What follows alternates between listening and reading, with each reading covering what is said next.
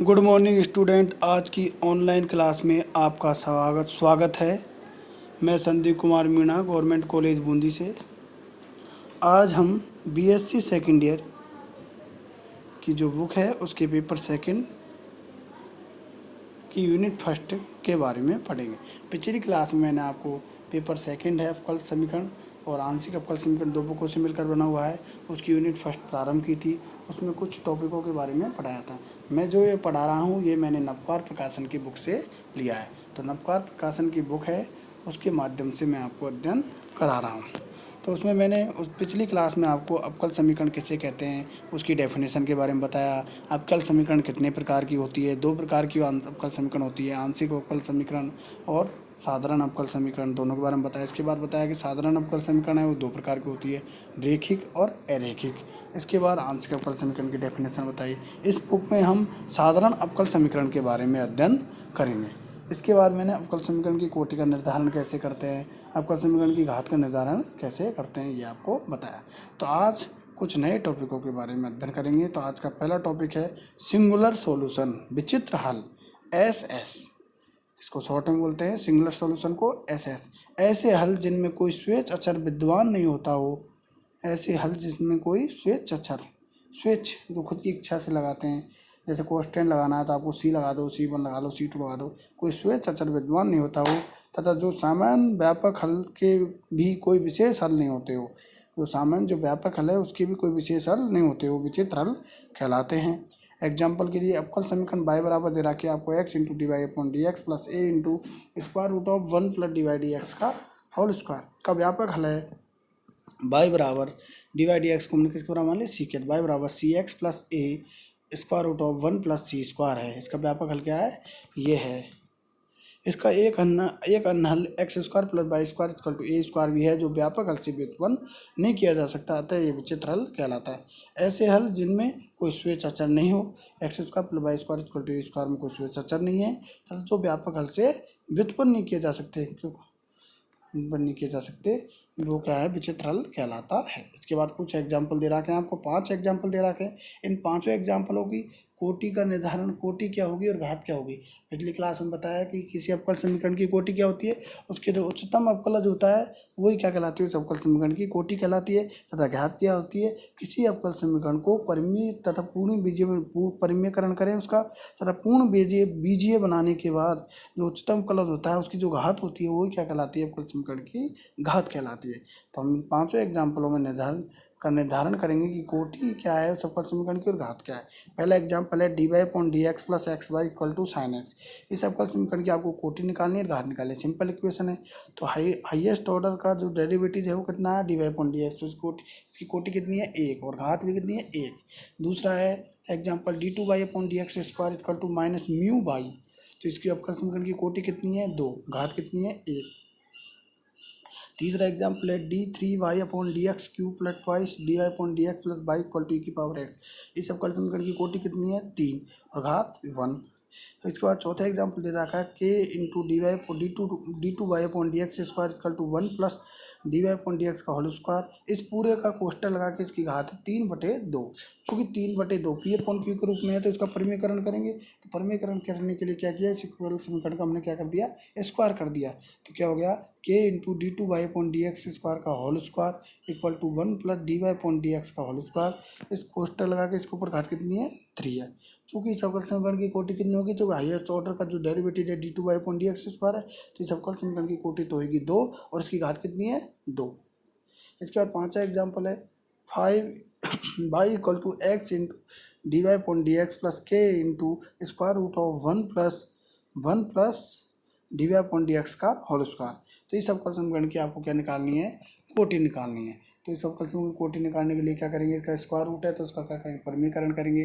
तो परिमेयकरण करने के लिए क्या करेंगे, X D Y upon D X इसको इधर ले आएंगे, तो Y minus x D Y upon D x equal to K into square root of 1 plus D Y upon D x का होल स्क्वायर। अब क्या करेंगे, दोनों तरफ का वर्ग करने पर, तो वर्ग कर देंगे तो स्क्वायर रूट हट जाएगा, तो क्या आएगा, y minus x D Y upon D x का whole square equal to k square into 1 plus D Y upon D x का होल स्क्वायर। इसको एज इट इज रहने दें और इसको ए माइनस बी का होल स्क्वायर से खोल लेंगे तो क्या आएगा a square plus b square minus 2ab, तो बाई स्क्वायर से कोई दिक्कत ही नहीं है हमें। फिर आएगा twice x by d Y upon D x plus x square into D Y upon D x का होल स्क्वायर। तो इस अवकल समीकरण की कोटि तो कितनी है, 1 है और घात 2। क्लियर। तो हमने अवकल समीकरण की कोटि तथा घात का निर्धारण कैसे करते हैं तो इन्हें दो एग्जाम्पलों की सहायता से आपको बताया है। और भी कोई एग्जाम्पल मिले कि किसी अवकल समीकरण की कोटि का निर्धारण और उसकी घात का निर्धारण कैसे करोगे तो वो आप आसानी से कर सकते हो। इसके बाद हमारा नया टॉपिक है solution of A differential equation, अवकल समीकरण का हल। कोई भी अवकल समीकरण दे रखी है तो उसका हल कैसे निकालो।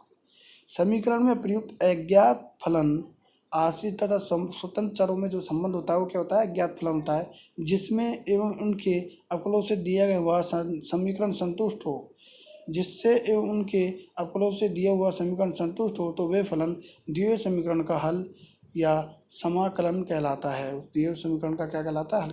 समीकरण जो प्रयुक्त अज्ञात फलन है जिससे एवं उनके अवकलों से दिया हुआ समीकरण क्या वो संतुष्ट हो तो वह फलन क्या कहलाता है, दिए हुए समीकरण का हल कहलाता है या समाकलन कहलाता है। अवकल समीकरण का हल या समाकल इंटीग्रल उसका पूर्वक प्रिमिटिव भी कहलाता है, उसका पूर्वक भी कहलाता है, क्योंकि वे अवकल समीकरण उसी से व्युत्पन्न एक संबंध है। अवकल समीकरण है उसी से व्युत्पन्न क्या है, ड्राइव्ड एक क्या है, रिलेशन होता है। एग्जाम्पल समीकरण d Y upon d upon D x minus 3y equal to 0 का हल क्या होगा, चूँकि d Y upon D x किसको इधर लिया जाएगा 3y, फिर इसका इंटीग्रेशन कर देंगे तो y इक्वल टू क्या आएगा हल इसका, y इक्वल टू अब इसका करेंगे हम क्या है 3y आ गया और डी वाई अपॉन वाई को इधर नहीं चले आएंगे तो d Y upon y equal to 3dx और log y हो जाएगा इंटू 3x हो जाएगा, फिर इसको हटा देंगे तो y equal to c into e की पावर 3x से संबंध है जो कि समीकरण को संतुष्ट करता है। इसके बाद अगला टॉपिक है कांस्टेंट ऑफ इंटीग्रेशन, समाकलन का अचरांक। समीकरण d Y upon D x equal to cot x का केवल मात्र समाकल से हल y equal to log sine x plus c प्राप्त किया जाता है, जहाँ सी समाकलन का क्या कहलाता है, कांस्टेंट कहलाता है, अचरांक कहलाता है। विशेष स्थिति में c बराबर 0 लेने पर हल y equal to log sine x भी दिए समीकरण को संतुष्ट करता है। इस प्रकार अचरांक c को भिन्न भिन्न मान देकर भिन्न भिन्न हल प्राप्त किए जा सकते हैं। तो समीकरण का जो कांस्टेंट होता है उसको भिन्न भिन्न मान देकर भिन्न भिन्न हल प्राप्त किए जा सकते हैं। पुनः अवकल समीकरण d two Y upon D x square plus Y equal to 0 का एक हल y equal to sine x है, जिससे व्यापक हल y इक्वल टू ये साइन एक्स है। तो इसका एक हल तो क्या है, y equal to sine x है, जबकि इसका व्यापक हल का y equal to sine x है। इसी का एक अन्य हल y equal to cos x है, जिसमें व्यापक हल क्या है, y equal to b cos x है, तो बी कोस एक्स है। के हल y equal to sine x या y equal to b cos x है। इन सब हलों से अधिक व्यापक हल है, उसका क्या व्यापक हल का होगा, दोनों को एक साथ लिख देंगे तो y equal to sine x plus b cos x है, जहाँ दो स्वेच्छ अचर है a तथा b प्रयुक्त होते हैं। ये क्या कहता है, समाकलन का कांस्टेंट कहलाता है। समाकलन कांस्टेंट को अलग अलग मान देके समाकलन के अलग अलग हल प्राप्त किए जा सकते हैं। ये हमने नए क्या सीखा, एक इसमें ये मालूम हुआ है कि समाकलन का जो अचरांक होते हैं उसको भिन्न भिन्न मान देकर समाकलन के भिन्न भिन्न मान प्राप्त किए जा सकते हैं। इसके बाद अगला टॉपिक है हमारा अवकल समीकरण का निर्माण। किसी अवकल समीकरण का निर्माण कैसे करते हैं। Formation of differential equation. माना कि किसी अवकल समीकरण का हल है f of x by x y a equal to 0 है। इसको हमने समीकरण नंबर क्या दिया, कोई भी अवकल समीकरण है उसका हल, उसके अवकल समीकरण का कोई भी हल है उसको क्या कहते हैं, प्रिमिटिव भी बोलते हैं, पूर्वक भी बोलते हैं। तो वो क्या है, f equal to x y a equal to 0 है, जहाँ a कोई स्वेच्छ अचर है। कोई भी अवकल समीकरण का हल है तो उसमें हमें कांस्टेंट जरूर प्राप्त होगा, कोई ना कोई क्या प्राप्त होगा, अचरांक प्राप्त होगा। समाकलन का अचरांक प्राप्त होगा तो हमने क्या मान लिया, a मान लिया, और x और y में इक्वेशन होती है इसलिए x और y के रूप में इसका क्या आएगा, हल आएगा y equal to c sine x y equal to b cos है। इस प्रकार के हलाते हैं तो x और y में तो हल होता ही है, और एक कांस्टेंट होता है। तो कांस्टेंट को हमने c का मान नाम नहीं दे के हमने क्या दे दिया, a नाम दे दिया। तो अवकल समीकरण का हल हमने क्या मान लिया, f of x y a equal to 0 है, जहाँ a कोई एक स्वेच्छ अचर है। एक इक्वेशन एक है उसका x के सापेक्ष अवकलन से मान तो संबंध, x के सापेक्ष अवकलन कर दिया, x के सापेक्ष क्या कर दिया, अवकलन कर दिया। एक्स के सापेक्ष अवकलन से मान तो संबंध है, तो इसका एक्स के सापेक्ष अवकलन किया, उसको क्या मान लिया, कैपिटल एफ मान लिया, और x y a equal to 0 प्राप्त होता है। एक तथा दो से स्वेच्छ अचर ए का विलोपन करने पर प्राप्त संबंध, एक है वो एक्स के सापेक्ष अवकलन कर दिया इसका, तो क्या आएगा D F upon D x के सापेक्ष कर देंगे, है ना, तो एक्स के साथ कैपिटल एफ कर दिया, स्मॉल एफ को क्या मान लिया, कैपिटल एफ कर दिया, तो x y capital a equal to 0 प्राप्त होता है। एक तथा दो से स्वेच्छ अचर है, ए का मान को क्या करेंगे, विलुप्त करेंगे, तो ए के मान को विलुप्त कैसे करेंगे, स्वेच्छ विलोपन करने पर प्राप्त संबंध क्या प्राप्त हुआ, उसको नया नाम दे दिया फाई एक्स वाई ए को जगह क्या दे दिया, d Y upon D x equal to 0। ये प्रथम कोटि के अवकल समीकरण है। क्वेश्चन नंबर इसको नाम क्या दिया, 3 नाम दिया। तो ए है एक तथा दो से स्वेच्छ अचर ए का विलोपन करने पर प्राप्त संबंध हमने क्या दे दिया, फाई एक्स वाई ए को क्या कर दिया, d Y upon D x के बराबर कर दिया, किसके बराबर कर दिया, डी एफ, चूँकि इसका हमने अवकल करेंगे, है ना, तो एफ ऑफ एक्स है ना इसका, तो ए को हमने किसके बराबर मान दिया, d Y upon D x के बराबर, तो d Y upon D x equal to 0। इसको क्वेश्चन नंबर क्या नाम दिया, 3। ये प्रथम कोटि के क्या है, ये कितनी कोटि के अवकल समीकरण है, प्रथम कोटि के अवकल समीकरण है। इसी बार प्रथम कोटि के अवकल समीकरण के हल में एक स्वेच्छ अचर हो सकता है कोई भी। इसी प्रकार हमने ये सिद्ध कर दिया कि प्रथम कोटि की जो अवकल समीकरण है उसमें एक स्वेच्छ अचर हो सकता है। तो द्वितीय कोटि का अवकल समीकरण होगी तो उसमें कितने स्वेच्छ अचर होंगे, ये हम देखते हैं। पुनः माना कि किसी अवकल समीकरण का हल है f of x y a b equal to 0 है, जिसको क्वेश्चन नंबर क्या नाम दिया, 4, जहाँ ए तथा बी दो स्वेच्छ अचर है। 4 का एक्स के सापेक्ष 2 बार अवकलन करेंगे। पहले तो हमने एक स्वेच्छ अचर था तो कितने बार अवकलन किया था, एक्स के सापेक्ष 1 बार अवकलन किया था। अब 4 का एक्स के सापेक्ष कितने बार अवकलन करेंगे, 2 बार अवकलन करेंगे। तो 4 का एक्स के सापेक्ष 2 बार अवकलन करने पर तो f1 एक्स वाई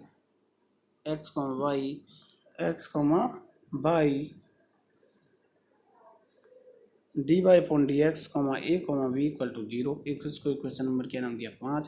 तथा दूसरी बार करेंगे तथा f2 equal to x y d two Y upon D x upon D x का square d Y upon f2 equal to x y d Y upon d two Y upon D x square a b equal to 0। Equation number क्या नाम दिया, 6। तो equation 5 और equation 6 प्राप्त हुई। तो equation 4 जो आपको दे रखी है तथा 5 तथा 6 से स्वेच्छ अचर ए तथा बी का विलोपन करने पर हमें इक्वेशन क्या प्राप्त होगी, नए इक्वेशन का नाम दिया हमने फाई। तो phi x y d Y upon D x d two Y upon D x का स्क्वायर इक्वल टू 0 प्राप्त हुई। इस इक्वेशन को नाम क्या दिया, क्वेश्चन नंबर 7 नाम दिया। ही द्वितीय कोटि की, ये भी इक्वेशन कितनी कोटि की प्राप्त हुई, हमें द्वितीय कोटि के अवकल समीकरण प्राप्त होते आते हैं। द्वितीय कोटि के अवकल समीकरण के हल में दो स्वेच्छ अचर हो सकते हैं। तो द्वितीय कोटि की जो अवकल समीकरण है उसमें कितने स्वेच्छ अचर हो सकते हैं, 2 स्वेच्छ अचर हो सकते हैं। तो इसी प्रकार एन कोटि की जो अवकल समीकरण होगी तो उसके हल में भी कितने स्वेच्छ अचर होंगे, एन स्वेच्छ अचर होंगे, आर्बिट्री कांस्टेंट होंगे, स्वेच्छ अचर होते हैं। हमने देखा कि प्रथम कोटि की अवकल समीकरण थी उसमें आर्बिट्री कांस्टेंट कितने थे, एक ही था, एक ही। 1 कोटि की थी तो 1 ही था। और द्वितीय कोटि की अवकल समीकरण थी तो उसमें आर्बिट्री कांस्टेंट कितने थे, स्वेच्छ अचर कितने थे, 2 ही स्वेच्छ अचर थे। तो इसी प्रकार जो एन कोटि की 3 कोटि की अवकल समीकरण होगी तो उसमें स्वेच्छ अचर कितने होंगे, 3 होंगे। इसको ज़्यादा आप एग्जाम्पल की सहायता से ज़्यादा समझ पाओगे, तो जो कि हम अगली क्लास में आपको बताएंगे। इस अवकल समीकरण से रिलेटेड एग्जाम्पल बताएंगे तथा उनको आपको एग्जाम्पल से आसानी से समझ में आ जाएगा। तो इसी प्रकार एन को 3 कोटि के अवकल समीकरण होगी तो उसमें स्वेच्छ अचर कितने होंगे, 3 होंगे। तो इसी प्रकार हम लिख सकते हैं कि एन कोटि के अवकल समीकरण के हल में एन स्वेच्छ अचर होते हैं, एन स्वेच्छ अचर होते हैं।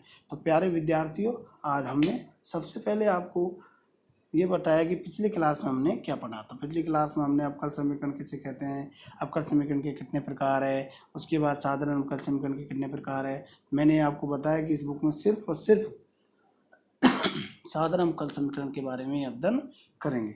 उसके बाद हमने अवकल समीकरण की कोटि का निर्धारण कैसे करते हैं ये आपको बताया। इसके बाद हमने अवकल समीकरण की घात का निर्धारण कैसे करते हैं ये बताया। तो आज मैंने आपको प्रारंभ किया था, तो पहला टॉपिक था सिंगुलर सॉल्यूशन, विचित्र हल के बारे में बताया, विचित्र हल की डेफिनेशन के बारे में बताया। उसके बाद हमने अवकल समीकरण की कोटि और अवकल समीकरण की घात कैसे निकालते हैं उससे रिलेटेड 5 एग्जाम्पल थे। 5 एग्जाम्पल आपको करके मैंने बताए कि अवकल समीकरण की कोटि कैसे निकालते हैं, अवकल समीकरण की घात कैसे निकालते हैं। इसके बाद अवकल समीकरण का हल कैसे किसे कहते हैं, अवकल समीकरण का हल बताया मैंने।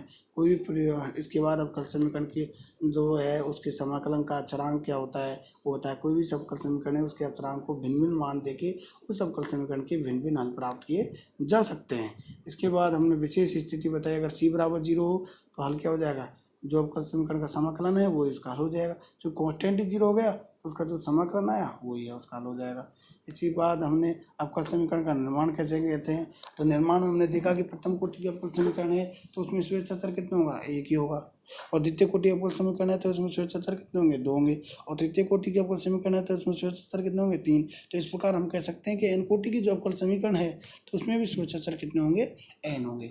तो ये आपको पढ़ा है। तो प्यारे विद्यार्थियों, जो भी आपको पढ़ाया गया है उसी को आपको जब भी टाइम मिले बड़े ध्यान से पढ़ें, जिससे आगामी क्लास में जो आपको पढ़ाया जाएगा, आगामी क्लास में हम इससे रिलेटेड कुछ डेफिनेशन और बचे हैं उन डेफिनेशनों को पढ़ाएंगे, तथा उसके बाद हम अवकल समीकरण से रिलेटेड कुछ महत्वपूर्ण एग्जाम्पलों के बारे में आपको अध्ययन कराएंगे। तो जो आज पढ़ाया है उसे आप ध्यान से पढ़ोगे तो आगे जो पढ़ाया जाएगा वो आसानी से आपको समझ में आ जाएगा। Okay student.